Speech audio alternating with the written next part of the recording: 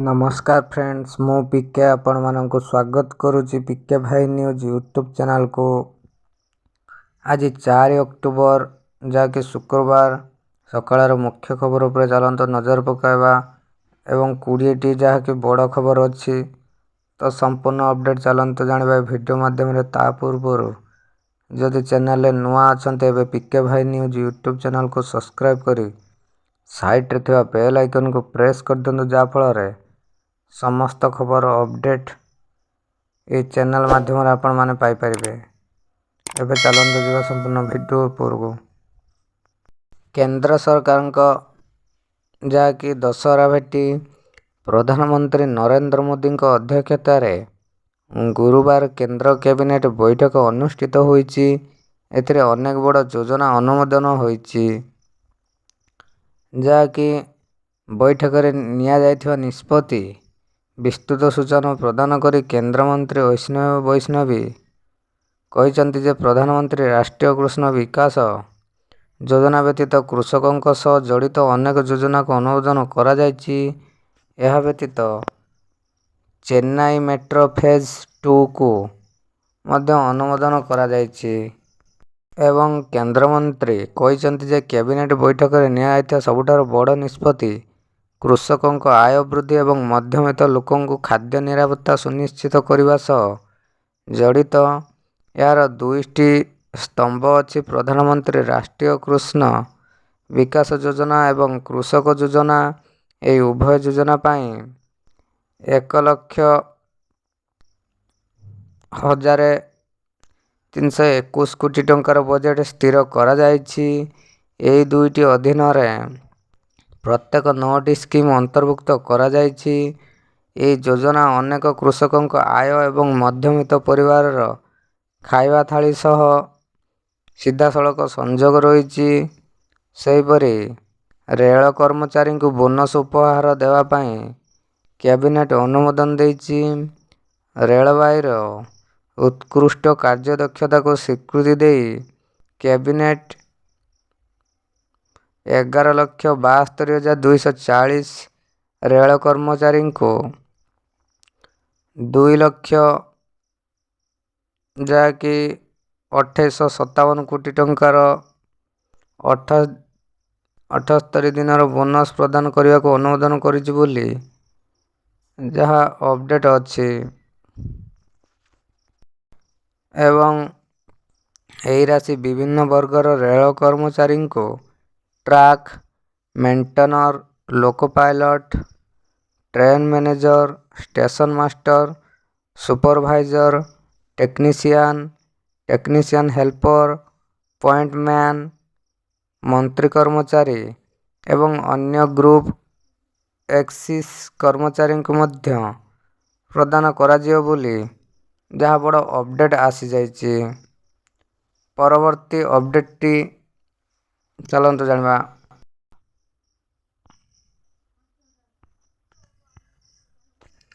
देखंतु जहाँकि पीएम किसान ले आपनको देखुछि 18तम किस्ती जहाँकि 5 अक्टोबर दिन मिलवा को जाउछि एवं जे माने ई-केसी मैंडेटरी अछि जहाँकि सामान को मिलिबो।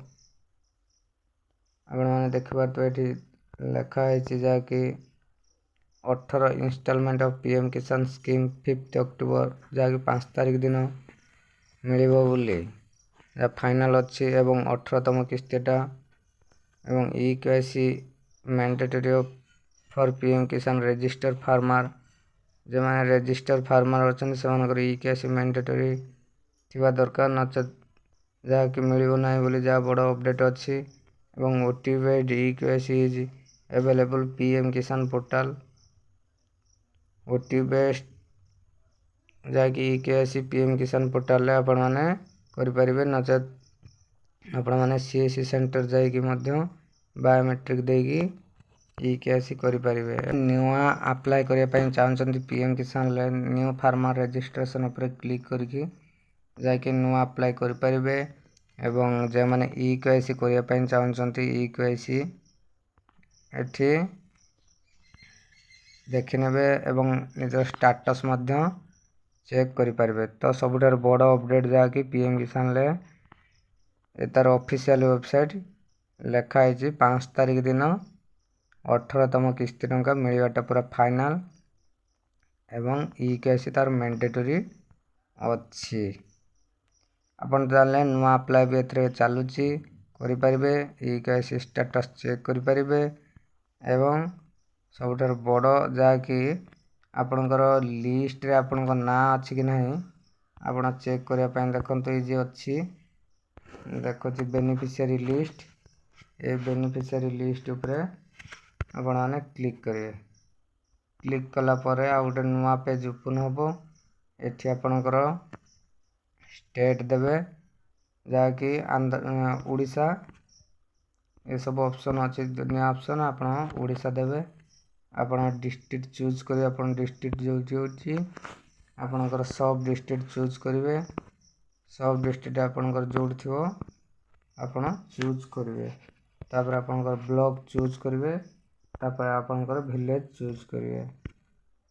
ଭିଲେଜ୍ ଚୁଜ୍ କଲା ପରେ ଦେଖନ୍ତୁ ମୁଁ ଗୋଟେ ଦେଖେଇ ଦେଉଛି। ଭିଲେଜ୍ ଚୁଜ୍ କଲା ପରେ ଯେ ଗେଟ୍ ରିପୋର୍ଟ ଅଛି ଡାହାଣକୁ, ସେ ଗେଟ୍ ରିପୋର୍ଟ ଉପରେ କ୍ଲିକ୍ କରି ଏସବୁ ବାହାରି ଆସିବ। ଆପଣଙ୍କ ନାଁ ଅଛି କି ନାହିଁ ଆପଣମାନେ ଯାହାକି PM କିସାନରେ ଚେକ୍ କରିପାରିବେ। ନୂଆ ଆପ୍ଲାଏ ମଧ୍ୟ କରିପାରିବେ ଏବଂ EKYC ଚେକ୍ କରିପାରିବେ, ଷ୍ଟାଟସ୍ ଚେକ୍ କରିପାରିବେ।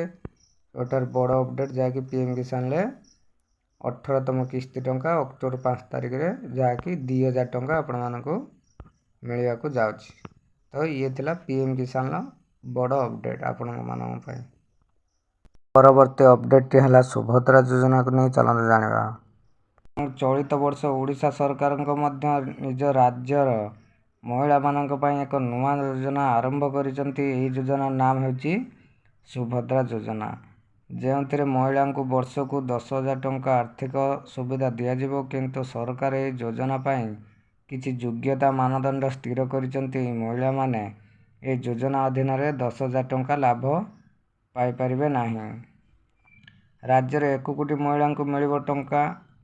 ଓଡ଼ିଶା ସରକାରଙ୍କ ଏହି ଯୋଜନା ଅନୁଯାୟୀ ରାଜ୍ୟର ପ୍ରାୟ 1 କୋଟି ମହିଳା ଉପକୃତ ହେବେ। ଏହି ଯୋଜନା 2024ରୁ 2025 ଏବଂ 2025ରୁ 2028-29 ପର୍ଯ୍ୟନ୍ତ ଚାଲିବ।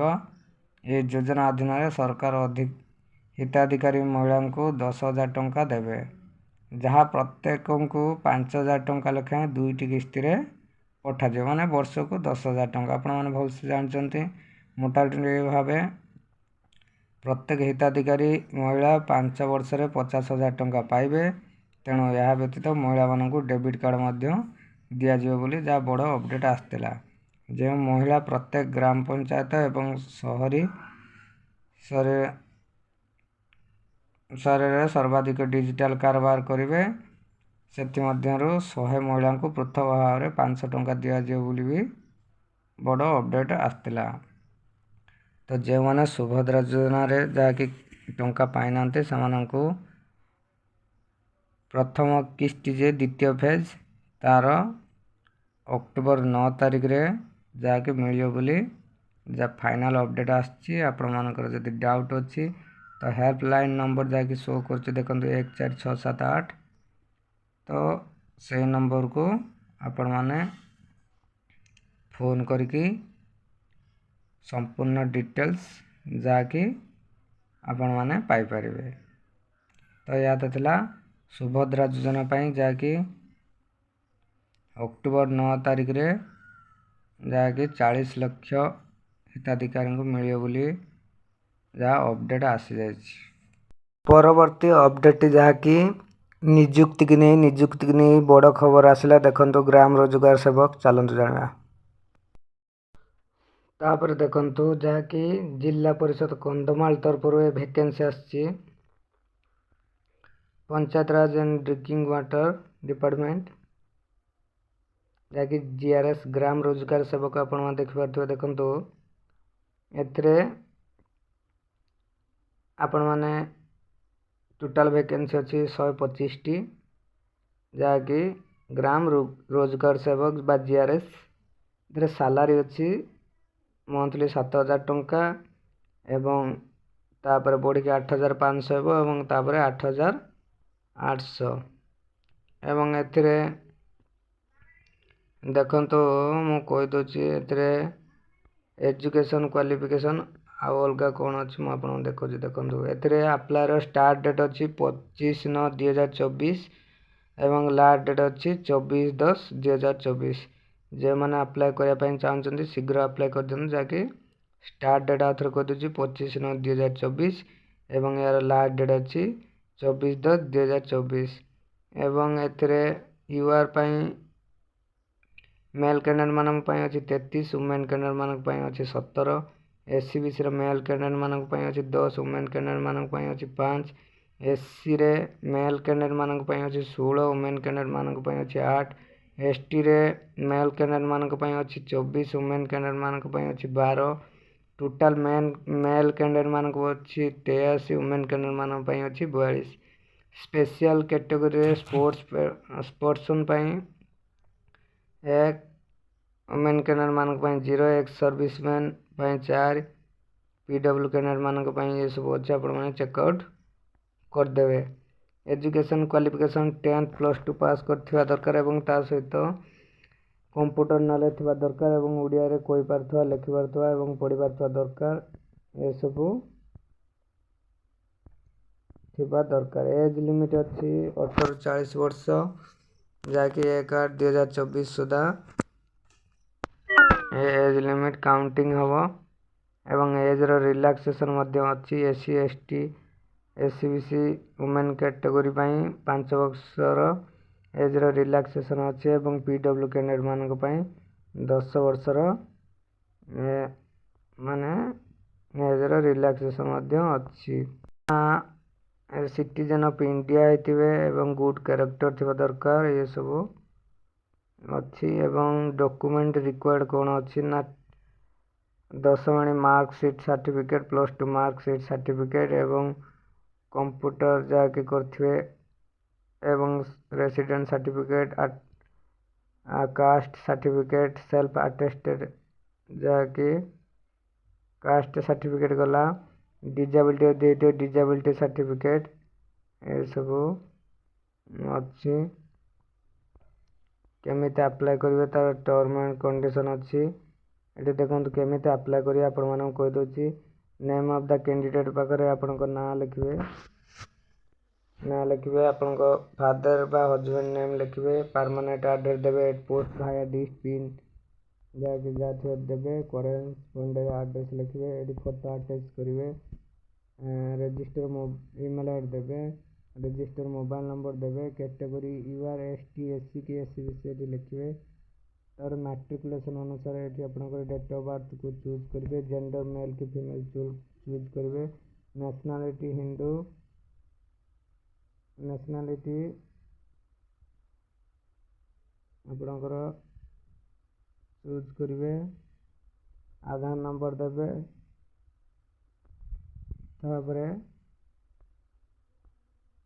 ଆପଣ ଏକ୍ସ ସର୍ଭିସମ୍ୟାନ୍ କି ଇଏସ୍ କି नो ଲେଖିବେ, ତାପରେ ସ୍ପୋର୍ଟସମ୍ୟାନ୍ ଏଠି ଲେଖିବେ, ତାପରେ ଦେଖନ୍ତୁ ଏଜୁକେସନ୍ କ୍ୱାଲିଫିକେସନ୍ କେବେ ପାସ୍ କଲେ, ଟୋଟାଲ୍ ମାର୍କ କେତେ ଥିଲା ଏବଂ କେତେ ରଖିଲେ, ପରସେଣ୍ଟେଜ୍ କେତେ, ଏସବୁ ଫିଲ୍ଅପ୍ କରିବେ ଇଂଲିଶରେ, ଯାହାକି ପଢ଼ିପାରୁଛନ୍ତି, ଲେଖିପାରୁଛନ୍ତି, କହିପାରୁଛନ୍ତି, ଓଡ଼ିଆରେ ପଢ଼ିପାରୁଛନ୍ତି, ଲେଖିପାରୁଛନ୍ତି, କହିପାରୁଛନ୍ତି, ଏସବୁ ଲେଖିବେ। ତାପରେ ଯିଏ ପ୍ଲେସ୍ ଡେଟ୍ ଅଛି ଦେଖାଇ ଦେଉଛି, ପ୍ଲେସ୍ ଦେବେ, ଡେଟ୍ ଦେବେ, ଏଠି ସିଗ୍ନେଚର୍ କରିବେ, ତାପରେ କେଉଁଠିକି ପଠାଇବେ, ଏସବୁ PDFଟାକୁ ଆଗେ ଡାଉନଲୋଡ଼୍ କରିଦେବେ, ତାପରେ ଫର୍ମ ଫିଲ୍ଅପ୍ କରିଦେବେ, ତାପରେ ଇଏ ଯିଏ ଦେଇଛି ଦେଖନ୍ତୁ ଆଡ୍ରେସ୍ଟା, ଏଇ ଆଡ୍ରେସ୍ଟାକୁ କପି କରିକି ଏଇ ଆଡ୍ରେସ୍ରେ ଆପଣମାନେ ପଠାଇଦେବେ। କେତେ 24/10/2024 ପୂର୍ବରୁ ତାଙ୍କ ପାଖରେ ପହଞ୍ଚିବା ଦରକାର, ଏସବୁ ଆଡ୍ରେସ୍ ଦେଇଛନ୍ତି, ଇଏ ପହଞ୍ଚିଥିବା ଦରକାର। ତ ଏହା ତ ଥିଲା ଆପଣମାନଙ୍କ ପାଇଁ ଯାହାକି ଚାକିରିର ବଡ଼ ଅପଡ଼େଟ୍। ପରବର୍ତ୍ତୀ ଅପଡ଼େଟ୍ଟି ହେଉଛି ପାଖେଇ ଆସୁଛି କାର୍ତ୍ତିକ ବ୍ରତ। କାର୍ତ୍ତିକ ବ୍ରତ ପାଳନ କରିବା ନିମନ୍ତେ ସ୍ୱତନ୍ତ୍ର ବ୍ୟବସ୍ଥା କରାଯିବା ନେଇ ସରକାର କହିଛନ୍ତି। ପୁରୀରେ କାର୍ତ୍ତିକ ବ୍ରତ ପାଳନ କରିବା ପାଇଁ ସରକାରଙ୍କ ପକ୍ଷରୁ ଟଙ୍କା ଅନୁମୋଦନ ହୋଇଛି। 2,57,50,000 ଟଙ୍କା ବ୍ୟୟବରାଦ କରିଛନ୍ତି ରାଜ୍ୟ ସରକାର। ଅକ୍ଟୋବର 18 ତାରିଖରୁ କାର୍ତ୍ତିକ ମାସ ଆରମ୍ଭ ହେଉଥିବା ବେଳେ ପୁରୀରେ ହବିଷ୍ୟାଳୀଙ୍କ ଏକ ମାସର ରହଣି ପାଇଁ ବ୍ୟବସ୍ଥା କରାଯିବ। ହବିଷ୍ୟାଳୀଙ୍କୁ ସମସ୍ତ ପ୍ରକାର ସୁବିଧା ସୁଯୋଗ ପ୍ରଦାନ କରାଯିବ ବୋଲି ଯାହାକି ମନ୍ତ୍ରୀ କହିଛନ୍ତି। ମହାପ୍ରଭୁଙ୍କ ଦର୍ଶନ, ମହାପ୍ରସାଦ ସେବନ, ଭଜନ କୀର୍ତ୍ତନ ଓ ସାଂସ୍କୃତିକ କାର୍ଯ୍ୟକ୍ରମ ସୁସଂଗଠିତ କରିବା ପାଇଁ ଯାହାକି ସମସ୍ତ ପ୍ରକାର ବ୍ୟବସ୍ଥା କରାଯିବ ବୋଲି ଯାହା ଅପଡେଟ୍ ଅଛି।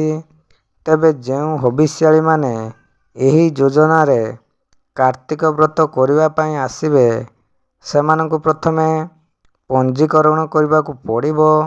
ତେବେ ହବିଷ୍ୟାଳୀ ବ୍ରତ ପାଳନ ପାଇଁ ଆଗ୍ରହୀମାନେ ଅନଲାଇନରେ ଯାହାକି ଲିଙ୍କ ଅଛି e-district.odisha.gov.in ମାଧ୍ୟମରେ ନିଜର ନାମ ପଞ୍ଜୀକରଣ କରିପାରିବେ ଏବଂ ନଚେତ୍ ନିଜ ଜିଲ୍ଲାରେ ଜିଲ୍ଲାପାଳଙ୍କ କାର୍ଯ୍ୟାଳୟ ମାଧ୍ୟମରେ ମଧ୍ୟ ଆବେଦନ କରିପାରିବେ। ରାଜ୍ୟ ସରକାରଙ୍କ ପକ୍ଷରୁ ଚଳିତ ବର୍ଷ ହବିଷ୍ୟାଳୀ ଯୋଜନାରେ 2,500 ହବିଷ୍ୟାଳୀଙ୍କ ପାଇଁ ବ୍ୟବସ୍ଥା କରାଯିବାକୁ ଯାହାକି ନିଷ୍ପତ୍ତି ନିଆଯାଇଛି ବୋଲି ବଡ଼ ଅପଡେଟ୍ ଅଛି। ତ ଆପଣମାନେ ଯଦି ଏହି ଯୋଜନାରେ ଲାଭ ଉଠାଇବା ପାଇଁ ଚାହୁଁଛନ୍ତି ତ e-district.odisha.gov.in ରେ ଆପଣମାନେ ନିଜର ନାମ ପଞ୍ଜୀକରଣ କରିପାରିବେ। ନଚେତ୍ ନିଜ ଜିଲ୍ଲାରେ ଜିଲ୍ଲାପାଳଙ୍କ କାର୍ଯ୍ୟାଳୟ ମାଧ୍ୟମରେ ମଧ୍ୟ ଏହା ଆବେଦନ କରିପାରିବେ। ଯାହାକି ବଡ଼ ଅପଡେଟ୍। ଅକ୍ଟୋବର 18 ତାରିଖରୁ କାର୍ତ୍ତିକ ମାସ ଆରମ୍ଭ ହେଉଥିବା ବେଳେ ପୁରୀରେ ହବିଷ୍ୟାଳୀଙ୍କ ପାଇଁ ଗୋଟେ ମାସର ରହଣି ପାଇଁ ବ୍ୟବସ୍ଥା କରାଯିବ।